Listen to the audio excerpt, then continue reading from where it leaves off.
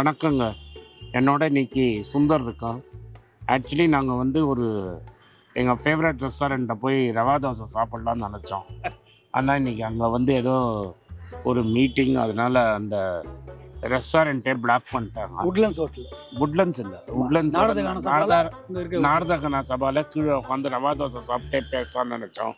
இன்றைக்கி ரவா தோசை இல்லை, அடுத்த வாரம் பண்ணுவோம். ரவா தோசை இல்லைன்னு தட்டி விட்டாங்க. ஸோ இன்றைக்கி என்ன பண்ணலான்னு பார்த்தபோது சரி அங்கேயே அப்படியே ஓட்டு வந்து அந்த நாள் ஞாபகம் வந்ததுன்னு சுந்தருக்கு வந்துடுச்சு. கரெக்ட். அதனால் சுந்தர் வந்து பீச்சுக்கு போகலாம் அப்படின்னு சொன்னார். ஸோ பீச்சில் வந்து உட்காந்துட்டு இருக்கிறோம்.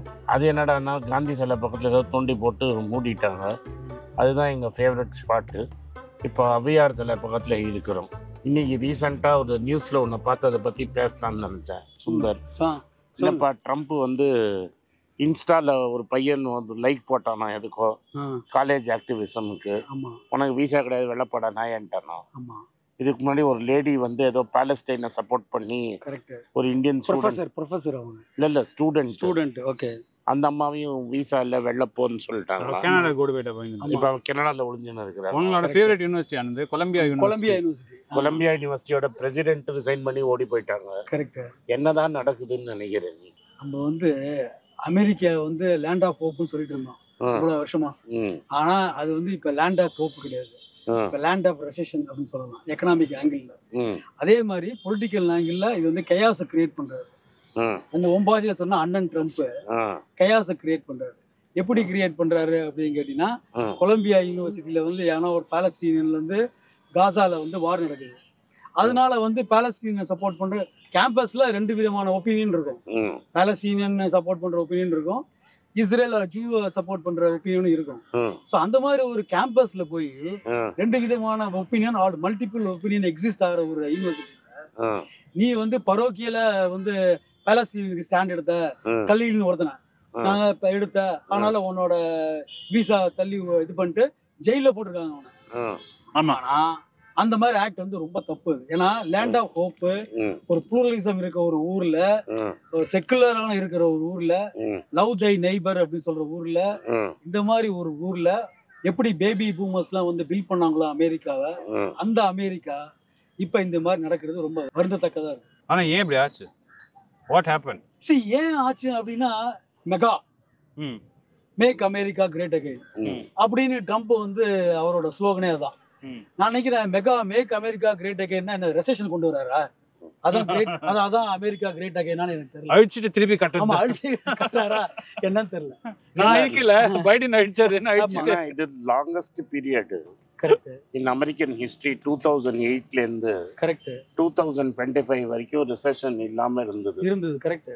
அதை எப்படியாவது நாங்க ரிசெஷன் கொண்டு வந்து காட்டுவோம், என்னால் முடியும் தம்பி அப்படின்னு சொல்லி அவர் ரெசெஷனை கொண்டு வர ட்ரை பண்றாரு. கரெக்ட். ஆமா, அதான் ட்ரை பண்றாரு. அதான் வந்து இப்ப ரீகன் பீரியட்ல பார்த்தா ட்வின் டெபிசிட்னு ஒன்று இருந்தது கான்செப்ட். ஆமா, அப்ப இருந்து this call 25 years of bubble அப்படின்னு சொரவ் சொல்லியிருக்காரு. ஆமா, இந்த ட்வின் டெபிசிட்டை இவர் இப்ப கொண்டு வந்துட்டு இருக்காரு. இல்ல, ட்வின் டெபிசிட் எப்போதுமே இருக்கு.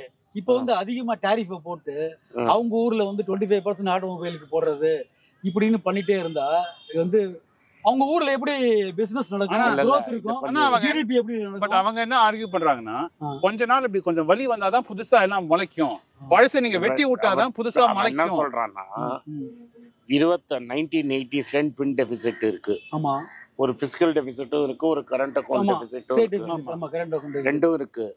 அது வந்து ஒரு 40 வருஷமா கண்டினியூ ஆயிடுச்சு. கரெக்ட். அதை சால்வ் பண்றதுக்கு தான் இந்த டாரிஃப். இது வந்து மகா பெரிய ஜோக்கா எனக்கு படுது. ஏன்னா டாக்ஸ் நீ கட் பண்ணுவ, ஸ்டிமுலஸ் பேக்கேஜும் கொடுப்ப, அப்புறம் என்ன ஸ்பெண்டிங் வரும், பிரைஸ் இன்க்ரீஸ் ஆகும், சொல்ற மாதிரி ஸ்டாக்ஃப்ளேஷனுக்கு முன்னாடி இன்ஃப்ளேஷன் வரும். அதானே வருது. தப்பு இல்ல, கனடா தான் இது பண்ணிருக்கு. இவ்வளவு வருஷமா ஃப்ரெண்டுன்னு சொல்லி அவன் எல்லா பணத்தையும் சூட்டி எடுத்திருக்கான். கரெக்ட். நான் ஆனது என்ன கேக்குறேன்னா, இது வந்து எம்பார்கோ போடுற மாதிரி பிளாக் மார்க்கெட் உள்ள வர மாட்டானா? நான் என்ன அவன் என்ன சொல்றான்னா, இப்ப நீங்க நம்ம பர்மா பசார் தொடங்கலாம். நம்ம ஊரு பர்மா பசார் தான். அங்கதான் மெக்சிகோ நடந்து வந்தோம் அப்படின்னா நம்ம கனடா தள்ளி நியூயார்க்ல துண்டு போட்டு லேப்டாப் நயகரா வாட்டர் ஃபால்ஸ் இப்படி ஜம்ப் பண்ணு வச்சுக்கோ. இந்த பக்கம் அமெரிக்கா, அந்த பக்கம் கனடா. கரெக்டா? அங்க ஒரு கடை போட்டுறலாம்ன்ற சிங்கப்பூர் பிளாஸா நல்ல கடை idea. போட்டுருவோம்ன்ற. நல்ல இது அதெல்லாம் வரும். ஏன்னா மார்க்கெட்டுங்கிறது கரெக்ட் ரொம்ப ஃபங்கிபிள். கரெக்ட் ஏன்னா நீங்க 91க்கு முன்னாடி வயசானவங்க நம்ம 2 பேரும். என்னோட உங்களுக்கு மோர் எக்ஸ்பீரியன்ஸ். எக்ஸாக்ட்லி. பர்மா பஜார்ல தான் பை கூட வாங்க போவாங்க, சிங்கப்பூர் Exactly. பைன்னு. ஆமா அது மாதிரி ஒரு நல்ல பை கூட இங்க கிடைக்காது. எங்க ஸ்கூல்ல எல்லாரும் அதை மாட்டிட்டு மாட்டிட்டு வருவான். கேவலம் அந்த பை நீங்க 50 ரூபா கூட இல்ல இன்னைக்கு. கரெக்ட் கரெக்ட் 1980ஸ்ல அது ரொம்ப வேல்யூபிள். எஸ். அதுக்கப்புறம் இந்த செருப்பு ஒண்ணு இருக்கும் சிங்கப்பூர், பெருசா குண்டு ரப்பர் செருப்பு. ஆமா யார்ட்லி பவுடர், அது யார்ட்லி பவுடர். சோப். பெங்களூர்ல இருந்து அந்த ஓட்டின்னு வருவா, வண்டியை ஓட்டின்னு வந்து இங்க வாங்குவா. அந்த யார்ட்லி பவுடர் என்னடான்னா இப்ப விப்ரோ வாங்கிட்டான். ஆமா அந்த யார்ட்லி பவுடருக்கு எப்படி மன்மோகன் சிங்ல வந்து கோல்ட வந்து பிளட்ஜ் பண்ணி வெளில எடுத்தோம்னா இங்க வந்து ஃபாரின்ல வந்து தண்ணி குடிச்சோம்னா நம்ம ஊர்ல அந்த மாதிரி இல்ல. அது விப்ரோ வந்து அவன் டேக் ஓவர் பண்றது. யார்ட்லிய வந்து விப்ரோ முங்கிட்டான். கரெக்ட். டெட்லிய வந்து டாடா முங்கிட்டான். Correct right. இது ஓபன் எக்கானமி. கரெக்ட். ஆனா இந்த க்ளோஸ்ட் எக்கானமில சோ தி எக்கானமி க்ளோஸ் ஆச்சுன்னா அன்னைக்கு இந்தியா கட்டப்பட்ட மாதிரி அமெரிக்கன்ஸ் தான் கட்டப்படுவாங்க. ஆமா நீங்க சொல்லுது அமெரிக்கன் தான் கஷ்டப்படுவான். டவுட்டே கிடையாது. அவனோட விலைவாசி ஏறும். அதனால என்ன ஆகும்? இன்ட்ரெஸ்ட் ரேட் ஏத்தணும். இன்ட்ரெஸ்ட் ரேட் ஏத்தி ஆகணும். அப்ப இன்ஃப்ளேஷன் டெண்டன்சி. அதனால இவன் டாக்ஸ் கட் பண்ணி திருப்பி அதான் கிரியேட் பண்ண ட்ரை பண்றான். வினோத் சொன்ன மாதிரி எல்லாத்தையும் அழிச்சிட்டு அவர் புதுசா ஒன்று கட்டுவாராம். ஆமா, எப்படி கட்டுவாருன்னு எனக்கு தெரியல. விப்ரோ வந்து மூழ்கிது மாதிரி ஈலான் மஸ்க் வந்து அமெரிக்காவே மூழ்கிட்டாரு. இல்ல நான் என்ன கேக்குறேன்னா, இலான் மஸ்க் வந்து எலெக்ஷன் கேம்பெயினுக்கு வந்து ட்ரம்புக்கு ஃபண்ட் பண்றாரு, 300 மில்லியன் கொடுக்குறாரு. இவன் இந்த மாதிரி ஒரு ஒரு ஒரு ஒரு பிசினஸ் என்வாயன்மெண்ட்டே கிரியேட் பண்ண முடியாத அளவுக்கு டாரிஃப்லாம் போட்டுருக்கு. எப்படி எலான் மஸ்க் ஒத்துக்கிறாரு இதுக்கு? அவனுக்கு நல்லதுப்பா. BYD வந்து அவனை காலி பண்ணிட்டான். BYD is selling more cars than அதான் கேக்குறேன். Tesla இருப்ப BYD is selling more cars than Tesla. Correct. இந்த ஜப்பான்காரன் வந்து டொயோட்டா அடுத்தது இறக்குவான். கரெக்ட். ரைட்டா? So he is uncompetitive. யாரு ஒரு நாவல் ப்ராடக்டா இருக்கிற வரைக்கும் அவன் ஊரை ஏமாத்தின்னு இருந்தான். ஆமா. இப்போ மாஸ் ப்ரொடக்ஷன் வந்தோடனே BYD, ஏன்னா இந்த ஜப்பான் பேட்டரிலாம் எதர் பேனசானிக் இல்லாட்ட அந்த கேட்டில்னு ஒரு கம்பெனி. ஆமா. So the battery is made by Japan and China. நம்மளால வாங்கி அசம்பிள் பண்ணிட்டு இருந்தான். இப்போ BYD என்ன சொல்லிட்டான், 5 நிமிஷத்துல சார்ஜ் பண்ற மாதிரி பேட்டரி வச்சிருக்காங்கறான். ஸோ இப்போ நீ காரை ஃப்ரீயா விட்டா BYD will swallow. Correct. 1980s ஞாபகம் இருக்குல்ல உங்களுக்கு? டொயோட்டா ஹோண்டாவும் வந்து GM-ஓடையும் காலி பண்ணிட்டான். நீ என்னெல்லாமோ ப்ரொடெக்ஷனைஸ் பண்ணி பிளாசா கார்டுன்னு போட்டாங்க. 50 years of பிளாசா கார்டு. என்ன இது பண்றதுக்கு, என்ன கண்ட்ரோல் பண்றதுக்கு. ஆனா Toyota is still the number 1 car maker in the world. ஆமா. Correct. Toyota is larger than GM. So அன்னைக்கு தோத்த GM எழுந்திருக்கவே இல்லை. ஆனா நீ டாரிஃப் போட்டதுனால டெஸ்லாவோ இல்ல ஒரு அமெரிக்கன் இவனை கிரேட்டா பண்ண முடியாது. அதான் அந்த வந்து உன்னோட அமெரிக்காவோட கிரேட்டஸ்ட் ஸ்ட்ரென்த் என்னன்னா, நீ சொன்ன மாதிரி அது ஒரு லேண்ட் ஆஃப் ஹோப். இருக்கிற எல்லா டேலண்டடாலும் இங்க விட்டு அங்க போய் உட்காந்துன்னு இருப்பான். கரெக்ட். நம்ம ஊர்ல சுந்தர் பிச்சை, உங்களுக்கு தெரிஞ்ச சத்யம் நடையிலாம் போய் அங்க உட்காந்துன்னு இருக்கிறான். சாந்தனு நாராயண், இதெல்லாம் 1 or 2 people. Millions of Indians are going and இங்க இருக்கிற மோஸ்ட் டேலண்டட் ஃபெல்லோஸ் அங்க போய் அது ஒரு லேண்ட் ஆஃப் ஹோப்னு வளர்த்து விட்டுனோம்னா அதுதான் உன்னோட டெக்னாலஜி. இல்ல அதுதான் டெக்னாலஜி எட்ஜா இருந்தது. இப்ப என்ன ஆயிடுச்சுன்னா, நீ உள்ள வராதன்னு நிறுத்தி immigrants China or India will become the number 1 or 2 technology. ஏன்னா பாப்புலேஷன் இவன்ட்ட தானே ஜாஸ்தி இருக்கு. இந்த மாதிரி ஒரு ரெசிஷனரி டெண்டன்சியை கிரியேட் பண்ணிட்டு எப்படி வந்து அமெரிக்கா க்ரோ ஆகும் அப்படின்றதுதான் இங்க வந்து கேள்வி. இதுல பியூட்டி என்னன்னா, மேனுஃபேக்சரிங் எப்படி வரும்? இன்ட்ரெஸ்ட் ரேட் ஏத்தினா டாலர் ஏறும். கரெக்ட். ரைட்டா? ஆமா. எல்லா டாலரும் உள்ள வந்துரும். இன்ட்ரெஸ்ட் குறைச்சான்னு வையே, கோல்டு ஏறும். அதாவது கேட்ச் 22 சிச்சுவேஷன் மாதிரி மாட்டிக்கிட்டான். அதான் ஒரு head side win tails you lose சிச்சுவேஷனை கொண்டு போய் விட்டான். பட் நீ சொன்ன மாதிரி ஷார்ட் டாலர் லாங் கோல்டுன்னு சொல்ல தெரியுமா? ஆமா. காசு பண்ற மாதிரி பண்ணிட்டு போயிடுவான்ல. ட்ரம்ப்க்கு எப்படி போனா நமக்கு என்ன? இல்ல இது பெஸ்ட் என்னன்னா, இது நடுவுல வேற கிரிப்டோ வேற அவர் பண்ணிட்டு இருக்காரு. ஆமா, அவர் ட்ரம்ப் கிரிப்டோன லான்ச் பண்ணிட்டு நீ பிட்காயின் வாங்க கூடாது. அவரோட ஃப்ரெண்ட்ஸ். ஆமா, நீ முதல்ல சொன்னீல ஃபஞ்சிபிள் டோக்கன் மாதிரி அவர் ஒன்னு கிரியேட் பண்ணிட்டாரு. ஆமா, அது யார் வேணா, நீ சுந்தர் மீம் காயின் பண்ணலாம், நானும் பண்ணலாம். கரெக்ட் தான். சோ இந்த பிட்காயின் மாதிரி எவன் வேணா காயின் பண்ணலாம். கரெக்ட். சோ மக்கள் நம்பணும். இப்ப கோல்டு எடுத்து நீ எங்க ஓடினாலும் உனக்கு காசு கிடைக்கும். இப்ப நான் இங்க ஒரு 2 கிலோ கோல்டு வச்சிருக்கேன்னு வச்சுக்க, நான் எடுத்துன்னு போய் அமெரிக்கால போய் அந்த 2 கிலோ கோல்டை வித்துட்டு அப்பனா எனக்கு வந்து 30 பவுண்ட்ஸ் ஒரு கிராம். கரெக்ட். ஸோ 35 ounce ஒரு கிலோ. 70 ounce வித்தேன்னா எனக்கு நியர்லி $220,000 கிடைக்கும். அதை போட்டு நான் ஸ்டார்ட் பண்ணிக்கலாம். நம்ம 2 பேரும் அந்த புக்கு பார்த்து படித்தோம். ஆண்ட்ரே மெய்யர்னு அவனை பற்றி மெய்யர் டூத்பேஸ்ட் இடுப்பில் டூத்பேஸ்ட்டை ஸ்மகிள் பண்ணிட்டு வந்தோம். நேராக வந்தான் வட அஸ்டோரியாவில் வந்து செக்இன் பண்ணான். அடுத்த நாள்லேருந்து நியூயார்க்கில் வியாபாரம் பண்ண ஆரம்பித்தான். என்டையர் மேன்ஹாட்டனை ஃபைனான்ஸ் பண்ணான். அது சொல்ல மறந்துட்டு டாப் ஃப்ளோரில் உட்காந்துட்டு 15 இயர்ஸா 20 இயர்ஸா ஒரு பொட்டியை வந்து உட்காந்துட்டு இருந்தான். ஆமாம், பொட்டியோட இருப்பான். எனி டைம் ஓடிடலாம்.